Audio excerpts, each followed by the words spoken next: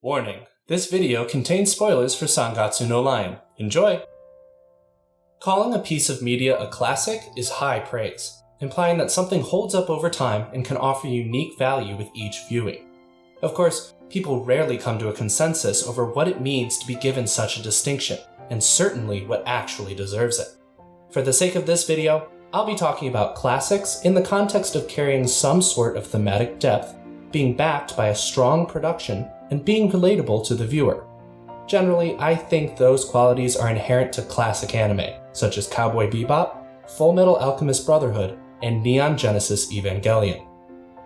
Moreover, a classic greatly benefits by bringing some sort of unique idea to the table, or presenting its themes or story in a unique way.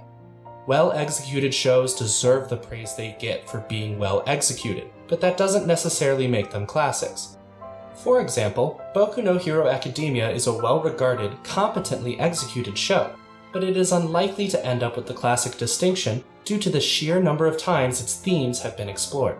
With that being said, I think Sangatsu no Line fulfills these criteria and absolutely belongs on the list of all-time classics. To start, Sangatsu no Line executes its relatively simple premise with great depth and nuance in a striking way throughout the entirety of the series. The premise of a professional shogi player's trials and tribulations may not sound all too appealing, but the story leverages the struggles inherent in such a life to weave a captivating narrative. The appeal of the series lies primarily in the growth of its main character, Rei Kiriyama.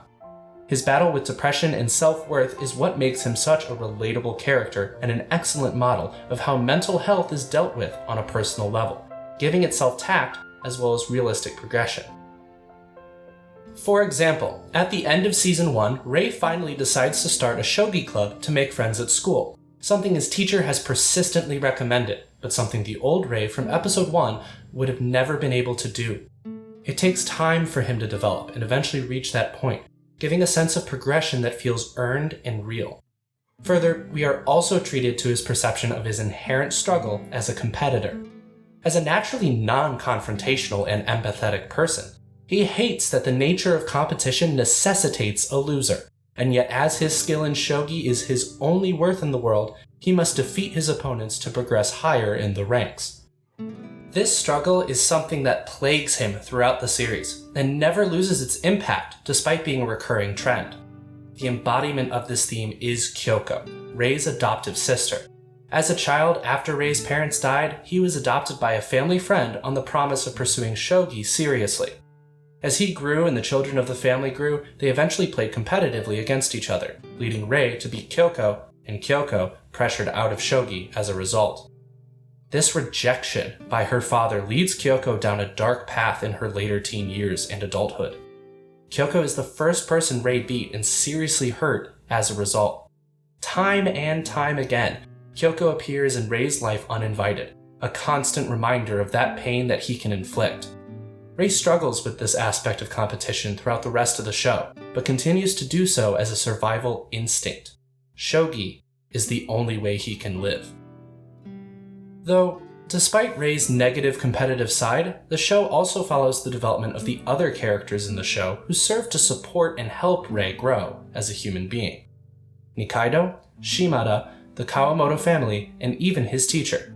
At the beginning of the series, Rei feels as though he doesn't deserve their company as a person who only serves to bring grief and pain to others as a competitor. He spurns human interaction, thinking he is nothing but a burden on other people, as Kyoko has told him for so long. This is prominently displayed when Shimada tries to recruit him for a shogi study group, and he incessantly worries that Shimada is just trying to give him a helping hand without Rei offering any benefit in return.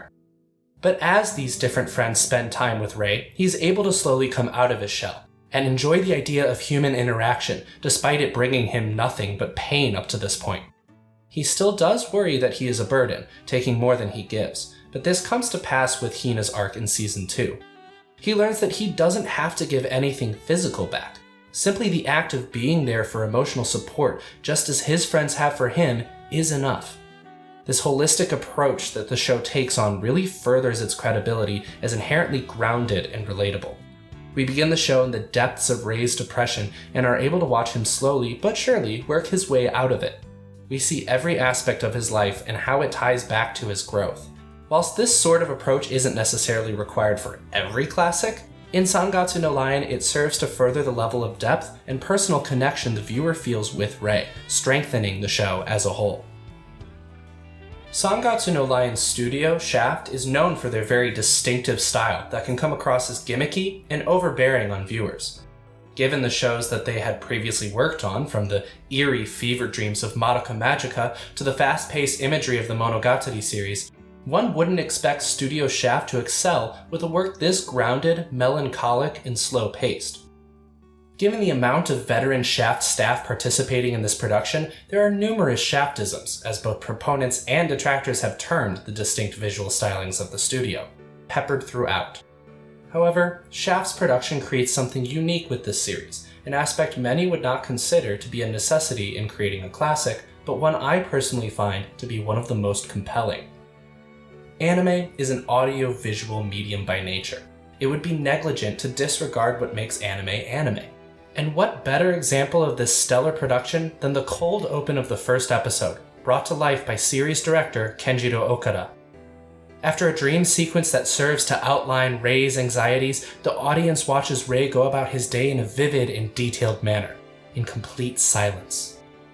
There is no dialogue whatsoever for over 3 minutes, and it will be another 3 minutes before Rei himself decides to speak, and even then only to himself. The tangible details of the scene only serve as exposition, but the way the scene is crafted, the shot composition, the directing, the cinematography is all permeated by the heavy tone of depression apparent in our main character. Later in the episode, we're treated to scenic backgrounds of gorgeous rivers and industrial buildings, to the tune of Infamant les Yeux, further lending grounding to the setting of the show. The setting of the show works in stark contrast to Rei's mood time and time again. The brightly colored city as well as the calm aura of the Kawamoto household make Rei look as though he is out of place in such a cheery environment. With this tone established, the next step is executing on it, for which we need to move on to episode 10, directed by Yukihiro Miyamoto. In this episode, Rei's worst fears are confirmed, as he really does affect someone's life for the worse through competition once again. The scene where Rei explodes is a major guttural high point of the series, with superb thought put into the direction, down to every last detail.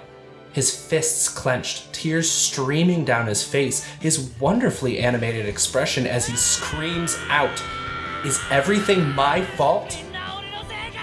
Everything in this scene contributes to a combined effort in hitting audiences hard. In consuming media, relatability breeds likability, or at the very least, attention. Rei isn't a hero. You could probably call him a good person, but he isn't anyone out of the ordinary aside from his skills at shogi. And even then, he isn't special there either. He took up shogi merely as a survival instinct.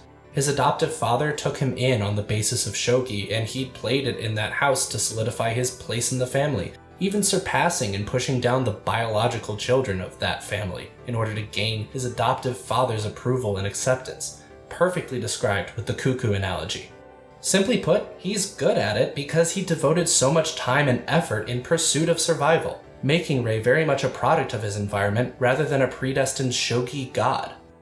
Rei's grounding as a normal person with a relatively average life makes his depression all the more hard-hitting, as each of us could easily find ourselves in the shoes of this main character. Anyone can have depression.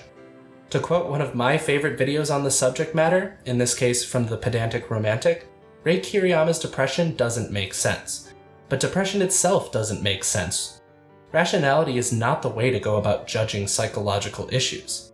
As a character drama, this grounding and relatability ultimately makes Rei an integral part of all that makes the series great. And in that way, I think Sangatsu no Lion brings something unique to the table. Despite being just a character drama, I think this show distinguishes itself significantly via its subject matter and spot-on execution of its themes. With all this in mind, and given its passionate reflection on depression portrayed through the lens of a great cast, backed by a stellar production team, Sangatsu no Lion undoubtedly belongs in the discussion with other classics. Firstly, a huge thank you to Biochem RS for forming the original basis of this script, which has been shortened and adapted for this video. This is the first of an experimental set of videos for the currently named Anime Broadcasting Club, a collaborative YouTube channel featuring videos from a collection of anime fans giving their perspectives on shows, genres, characters, industry members and studios, and more. This in particular is a more serious video, however there may be more varied content to come. Let us know what we can improve on in the comments below or what you'd like to see more of in the future. If you'd like to boost our egos, consider liking this video or subscribing to our channel for more to come. Thanks for watching. You've been listening to the Anime Broadcasting Club.